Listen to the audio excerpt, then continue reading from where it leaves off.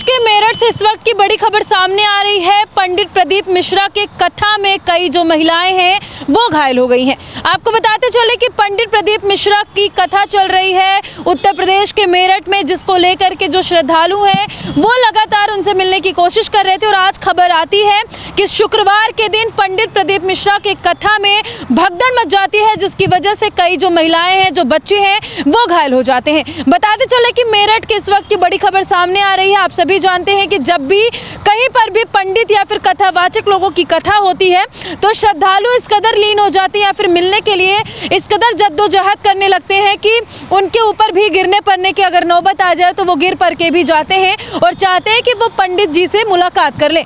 आपको बताते चले कि जो पूरा मामला सामने है उसमें ये निकल करके सामने आया है कि वीआईपी एंट्री को लेकर के लगातार भगदड़ मची है। और बताते चले कि वहाँ के जो लोग हैं वो कह रहे हैं कि जो महिलाएं हैं वो पंडित प्रदीप मिश्रा से मुलाकात करने की कोशिश कर रही थी। वहाँ पे कई पंडाल बनाए गए थे और जो पंडाल है वो भर चुका था, जिसकी वजह से श्रद्धालु ज्यादा हो गए थे और पंडाल के बाहर श्रद्धालु खड़े हुए। हालांकि जब महिलाओं को या फिर बच्चों को वहाँ पे लगा कि वो पंडित जी से मुलाकात कर लेंगे, आगे जाने की कोशिश करे, वीआईपी एंट्री में घुसने की कोशिश किए और पूरा जो मामला यही सामने निकल करके आया कि एंट्री करने की कोशिश करने में एक दूसरे के ऊपर जो महिलाएं हैं वो गिरने लगी, जिसकी वजह से जो भगदड़ है वो मच जाती है। आप सभी जानते हैं कि कई महीने पहले एक मामला सामने आया था हाथरस का, और उस हाथरस कांड में सूरजपाल उर्फ भोले बाबा की कथा चल रही थी, जिसमें लगभग 120 लोगों की मौत हो गई थी।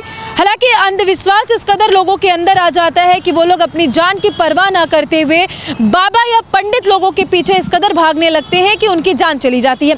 वहीं आपको बताते चले कि जिस तरीके का ये मामला सामने आया है उसमें भी ये सवाल बड़ा खड़ा करता है कि आखिर अंधविश्वास इस हद तक है कि आप अपनी जान की भी परवाह नहीं करते हैं। आपको बताते चले कि पंडित प्रदीप मिश्रा ने इस पर अभी कोई भी सफाई नहीं दी है। वहाँ की जो स्थानीय पुलिस, उन्होंने कहा कि जितने भी लोग घायल हुए हैं उनको अस्पताल भेजा गया है, उनका इलाज चल रहा है। फिलहाल कितने लोग घायल हुए ये अभी तक जानकारी सामने निकल करके नहीं आई है।